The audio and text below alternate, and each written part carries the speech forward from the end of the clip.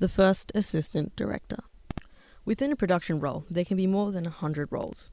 Each role is just as important as each other, and they all feed off each other. But who brings these people together? What makes them work so cohesively? And who plays the orchestra? Yes, you can say the director. The director brings everyone together with their ideas, but they don't run the show and they don't handle all the staff. The first assistant director does all of the organization and time management tasks. The first assistant director works with 100 people in different departments to ensure a show or movie is made within the ideal time frame, while putting out fires along the way. The director deals with creative issues, and their first AD takes care of the rest. So who are some first ADs who ran the show? Well, here are a few. Lars P. Winther was first AD of Guardians of the Galaxy Volume 2 and Captain America Civil War. Tommy Gormley was first AD of Wonder Woman, and Liz Tan was first AD of Spider-Man Homecoming. So without the first ADs, there wouldn't be films like this and pretty much every other film. But what does it take for a first AD to churn out such films and to manage a whole entire production staff?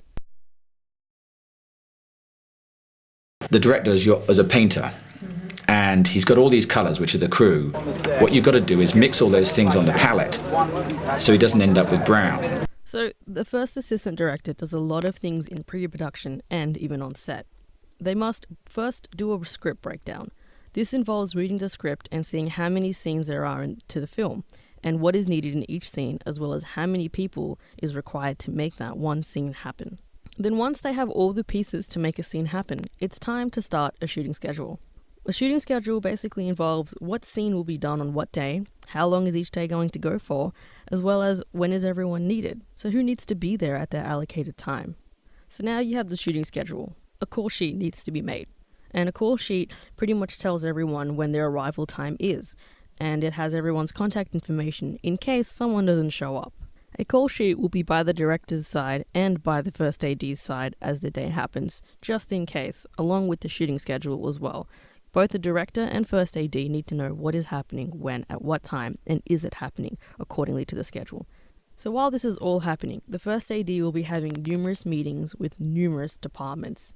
Some departments such as the art department, the sound department, other assistant directors as well, lighting department, hair and makeup, cast, and also the director themselves, to ensure that everyone is on track and any problem that needs solving is solved immediately.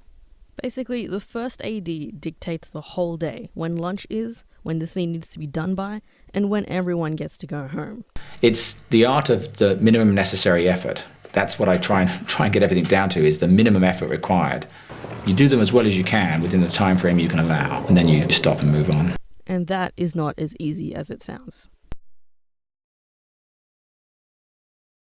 In my experience as first AD, I found all of this to be true.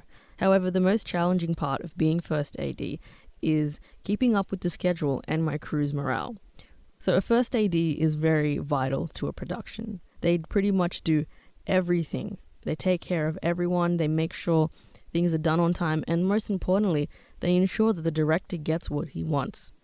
That's a wrap, guys. We all can go home.